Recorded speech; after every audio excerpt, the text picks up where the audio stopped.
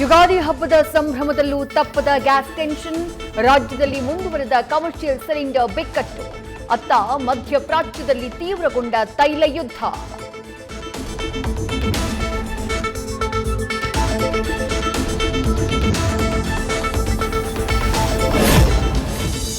Kuwait ಮೇಲೆ ಮುಂದುವರೆದ Iran attack. ಮತ್ತೆರಡು ತೈಲ ಸಂಸ್ಕರಣಾ ಘಟಕಗಳ ಮೇಲೆ ಡ್ರೋನ್ ದಾಳಿ.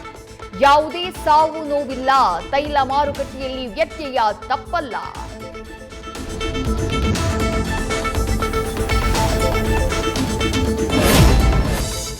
ಮಂಗಳೂರಿನ ಬಜಪೆಯಲ್ಲಿ ಐಷಾರಾಮಿ ಕಾರಲ್ಲಿ ಜಾನುವಾರು ಸಾಗಾಟ.